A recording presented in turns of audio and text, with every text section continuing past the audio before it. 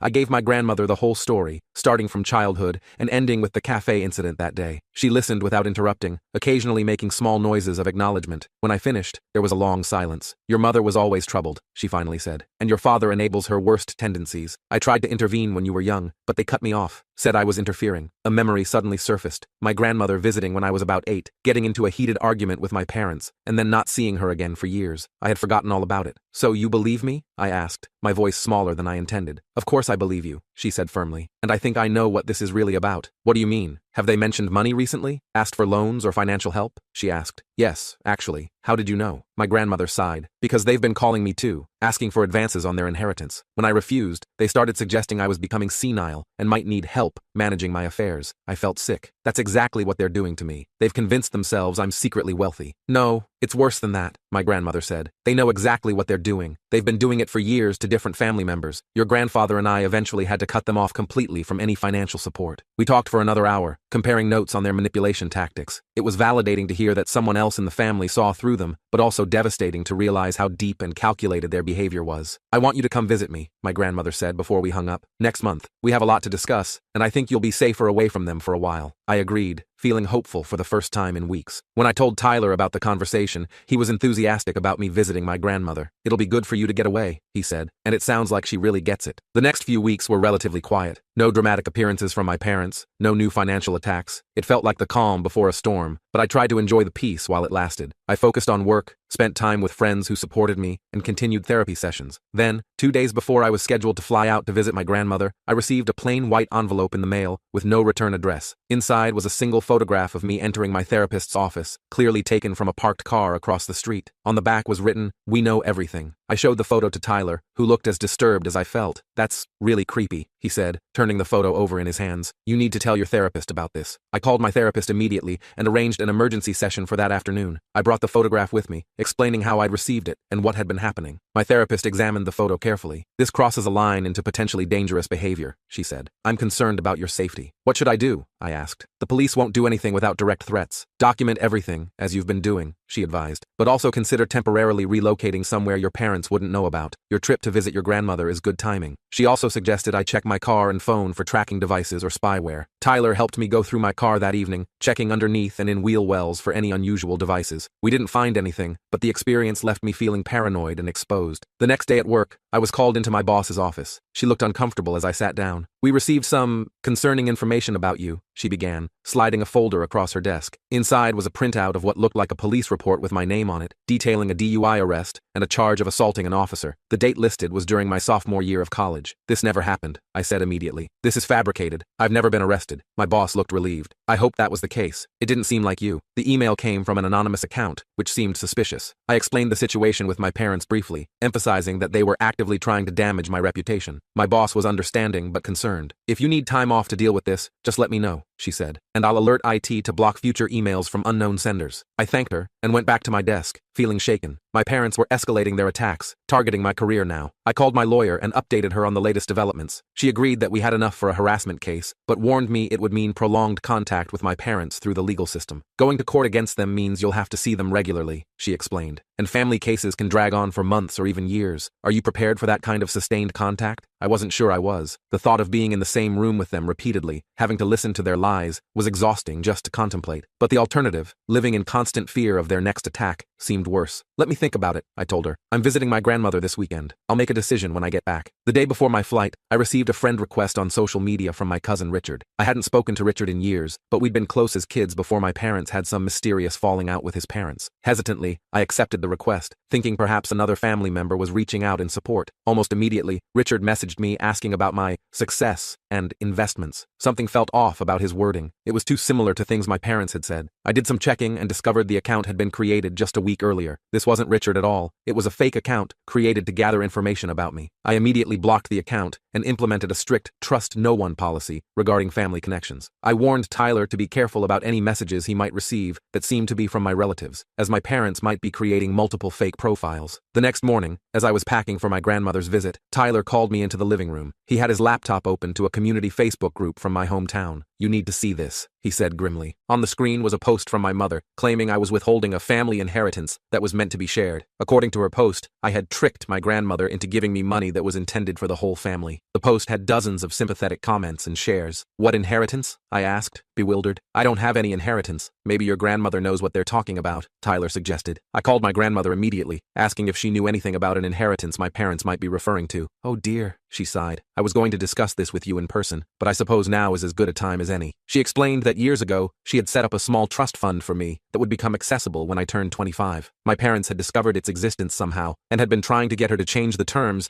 so they could access the money as my guardians, despite the fact that I was an adult. How much money are we talking about? I asked, wondering if it was enough to explain their renewed interest in me. About $30,000, she said. Not a fortune, but enough to help you get started in life. I specifically structured it so only you could access it, not your parents. My upcoming 25th birthday suddenly explained my parents' timing. They had figured out I was about to gain access to the trust and wanted to position themselves to get the money. Would you be willing to make a statement about this? I asked. That the money was always intended for me? Of course, she said. We'll talk more when you get here tomorrow. After hanging up, I felt both clarity and disgust. The graduation visit, the sudden desire to reconnect, the attempts to make me feel guilty. It all made sense now. They had been playing a long game to get to my trust fund money. As I finished packing for my trip, Tyler kept monitoring social media and found more posts from my mother, now claiming I was mentally unstable and unable to manage financial decisions. They're laying groundwork to challenge your competency, Tyler said. If they can convince people you're unstable, they might try to get control of the trust legally. The thought chilled me. I called my lawyer again and explained the new information about the trust fund. She advised me to get a notarized statement from my grandmother about her intentions for the money and to collect any evidence of my parents' attempts to access it. The morning of my flight, I woke up to a text from an unknown number. We know about your trip. Running to grandma won't help. Family money belongs to family. I showed the message to Tyler, who insisted on driving me to the airport and waiting until I was through security. As I boarded the plane, I felt a weird mix of emotions. Fear about what my parents might try next,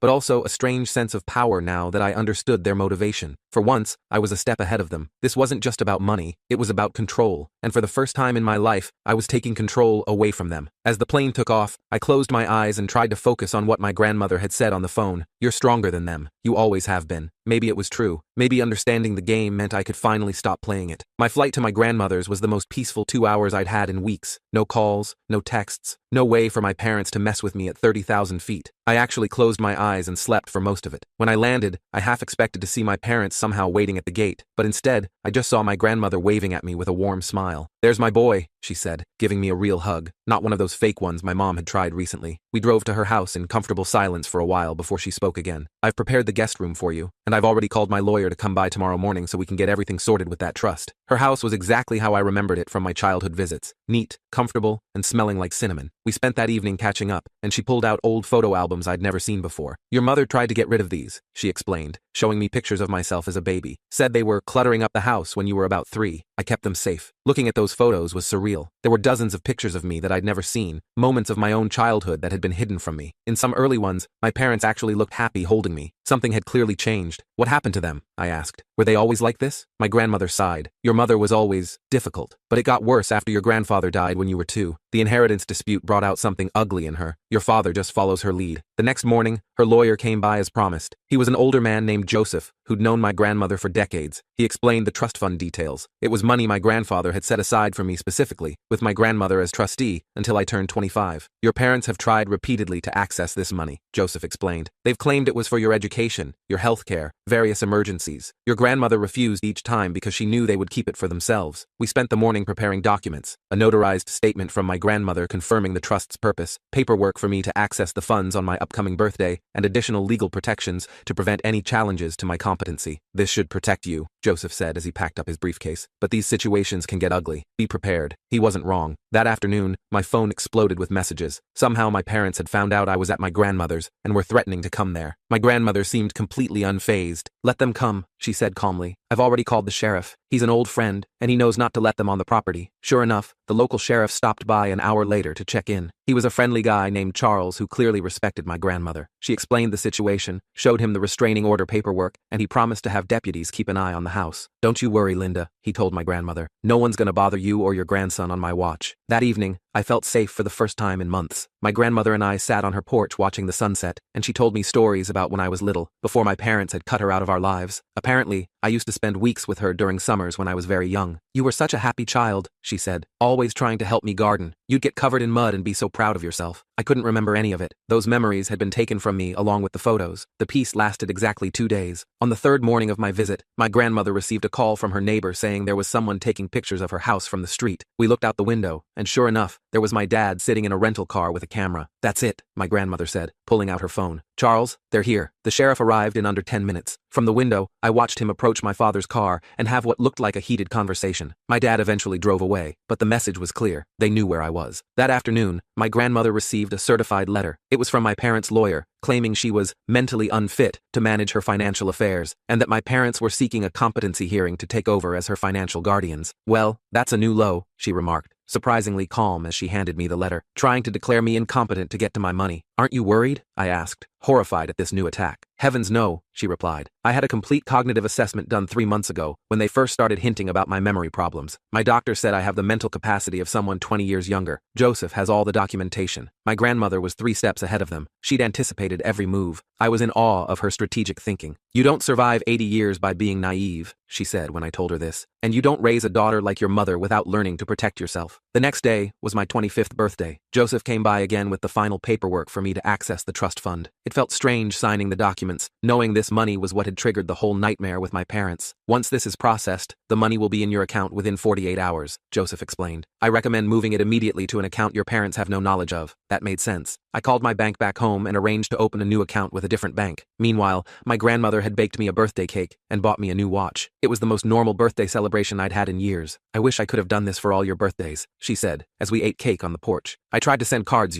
for years. I doubt you ever got them. I hadn't. That night, I checked my email one last time before bed and found a message from Tyler with the subject line, "They showed up again." My parents had appeared at our apartment building with a birthday cake, causing a scene in the lobby when security wouldn't let them up. The card they'd left with the receptionist said something about family money and sharing blessings. The next morning, I accessed my new trust fund for the first time. $30,000. Not a life-changing amount, but enough to make a difference for someone just starting out. My first instinct was to save it for a down payment on a house someday, somewhere with good security. Looking at that account balance, I felt hollow. This was what all the drama had been about. This was why my parents had suddenly reconciled with me after years of emotional abuse. $30,000. That's what my relationship with them was worth. I told my grandmother I needed to go back home earlier than planned. I had made a decision. It was time to end this cycle once and for all. I understand, she said, but promise you'll come back to visit. You always have a home here. She drove me to the airport, and we hugged goodbye with real affection. On the flight home, I drafted a comprehensive plan with the help of my lawyer, who I called from the airport. By the time I landed, we had a strategy in place. Tyler picked me up at the airport, looking relieved to see me. "Dude, they've gone completely off the rails since you left. They showed up at my work yesterday asking for your flight information. It ends today," I told him. "I've got a plan." The next morning, my lawyer and I finalized what she called the nuclear option, a formal cease and desist letter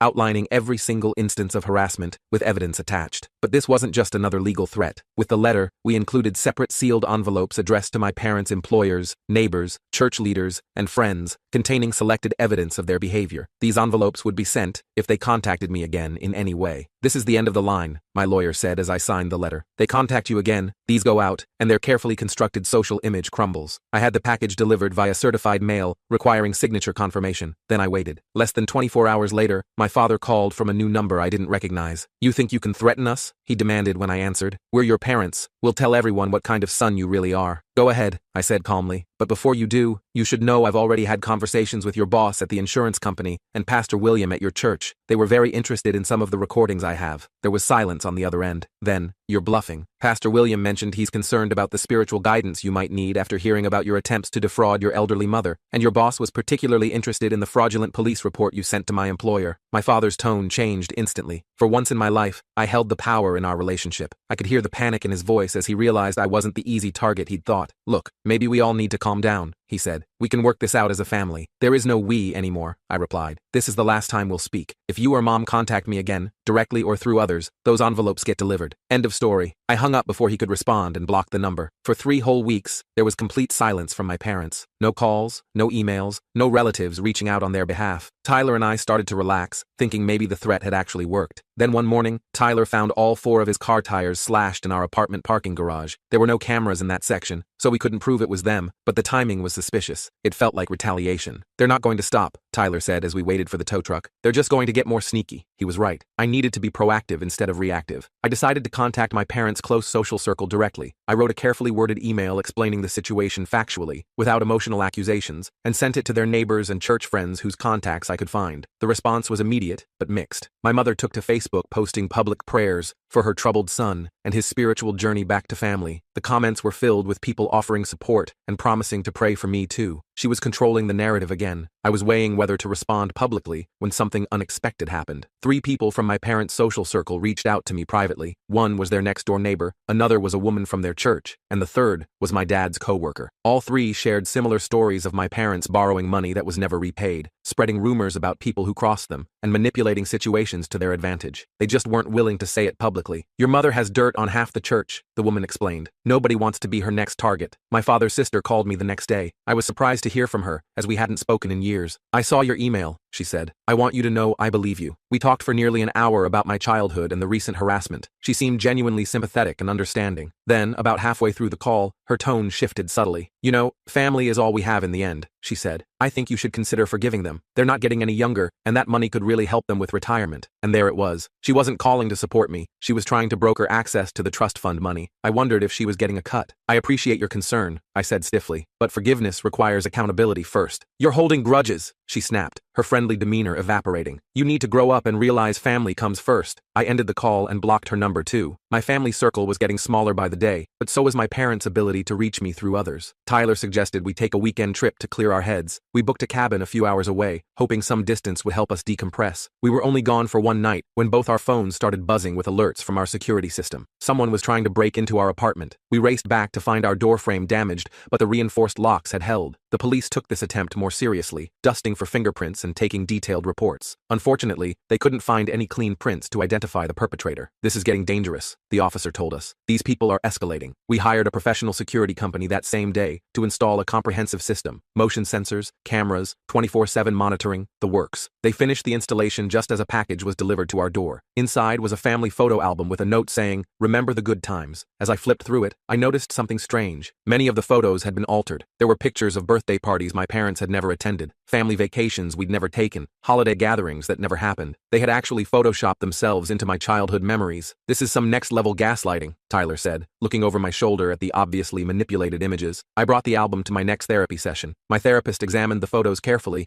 and helped me process this new manipulation tactic. The session was helpful, but that night, I had intense nightmares about my childhood, distorted memories where I couldn't tell what was real anymore. The next day, I joined a support group for adult children of emotionally abusive parents. The stories others shared were sadly familiar, and for the first time, I felt truly understood by people who had lived similar experiences. I was starting to heal. 2 sessions later, I looked up during group sharing and froze. My mother was sitting in the back row, wearing sunglasses and a scarf over her hair, but unmistakably her. She had infiltrated my support group, my one safe space. I left immediately, not even grabbing my jacket, and called my therapist from the car. This violation was the final straw. With my lawyer's help, I documented every single harassment incident chronologically. We included the slashed tires, the break-in attempt, the photoshopped album, and my mother stalking me to therapy. The evidence was overwhelming. On my next visit to my grandmother, I brought this documentation with me. She hosted a family meeting where I presented everything. My parents showed up with a woman they introduced as a family counselor, who turned out to be my mother's friend with 0 credentials. I refused to proceed under false pretenses and exposed the fake counselor immediately. The meeting devolved into chaos, with family members taking sides. In the middle of the shouting, my normally soft-spoken grandmother stood up and silenced the room. "I have watched how you treated this boy his entire life," she said directly to my parents. "I saw the bruises on his spirit every time I visited. I tried to intervene, and you cut me out. You will not gaslight this family the way you gaslighted my grandson." My parents stormed out, calling my grandmother a traitor. 2 days later, she called me in tears. My parents had shown up at her house, demanding she change her will and trust arrangements. When she refused, they threatened to have her declared incompetent and put in a nursing home. I drove to her house immediately and found my parents had taken her phone and were refusing to leave. When I called the police, they dismissed it as a family dispute. I had to secretly record my father threatening both of us about consequences if we didn't cooperate with the new financial arrangements. That recording finally gave us what we needed for legal protection. A judge granted emergency protective orders for both my grandmother and me. She temporarily moved into my spare bedroom where she would be safe. Having her stay with me was healing in ways I hadn't expected. She filled in gaps in my childhood memories, showing me I hadn't imagined the abuse. My parents had contested the protective orders, but the judge made them permanent after hearing our evidence. With the legal victory and my grandmother's affairs secured, I started to feel closure. Then came the letter from my father's doctor saying he'd had a heart attack and was asking for me. I was suspicious of the timing, but called the hospital directly to verify. My father had indeed been admitted for a minor cardiac event, but was stable. My grandmother's friend who worked there overheard my mother discussing how this health scare could bring him back to his senses, meaning me. I didn't visit, but sent a brief, compassionate note through my lawyer wishing him recovery. My mother responded with angry messages that violated the protective order, which my lawyer documented for the court. The months that followed were quiet. My parents seemed to finally accept the legal boundaries. I occasionally checked their social media through a friend's account and found my mother had joined several estranged parents support groups, still portraying herself as the victim. But they were no longer targeting me directly. I could finally focus on healing and building my life. My grandmother became a regular presence, sharing family stories and photos I'd never seen. Through her, I reconstructed a more accurate picture of my childhood. I realized my parents had always struggled with money and likely saw me as a potential source of support from early on. Understanding this context helped me feel pity for them rather than anger. When I look back at that 6-year-old boy who woke up early to clean the house, desperately hoping for love, I wish I could tell him it wasn't his fault, that some people just aren't capable of giving love the way children need it, that he would eventually build a family of choice that would give him what his family of origin couldn't. The trust fund money sits mostly untouched in my account. I used a small portion to help Tyler with his car repairs and to upgrade my grandmother's security system. The rest is saved for a future down payment, not on a house, but on a duplex where my grandmother can live in one unit and I can live in the other. Family doesn't have to be toxic. Sometimes you just need to redefine what family means.